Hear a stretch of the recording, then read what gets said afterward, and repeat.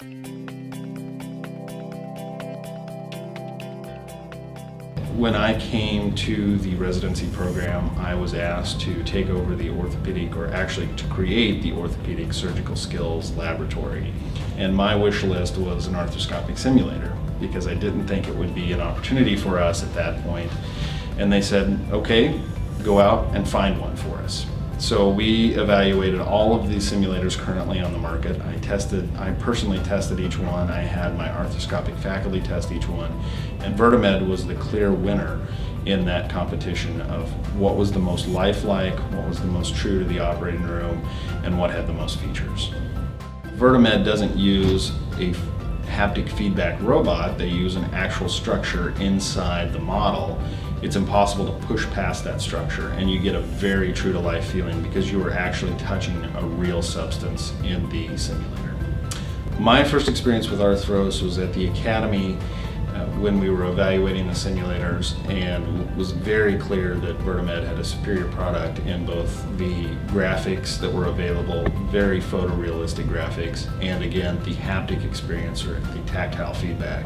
It was simply unmatched by anything else that was on the market at the time. One of the best features of ArthroS is the objective feedback that it provides at the end of cases. We can go through with a resident and show them where they may improve, specifically reviewing the video and the numeric score, show them on the video where they can improve their numeric score. If we have a concern about a resident's surgical skills or abilities, we can have them use the simulator and get an objective measure of their true surgical skill.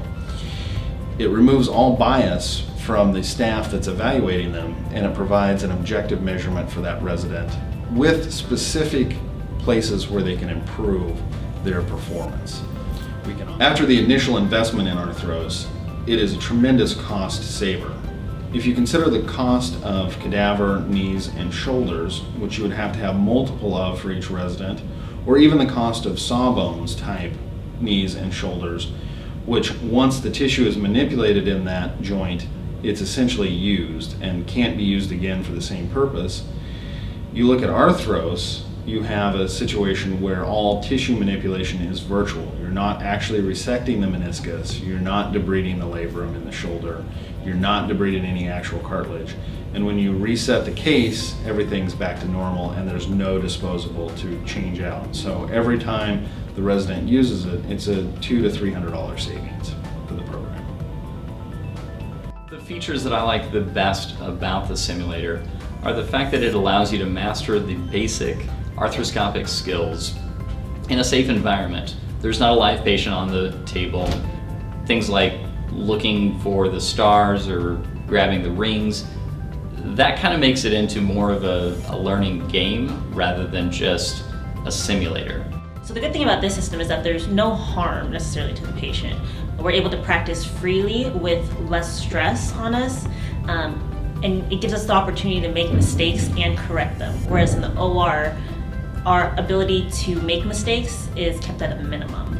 I really enjoy using the simulator. I think it does help in terms of having time to use our hands, whereas in the OR we may not always get that immediate operative time.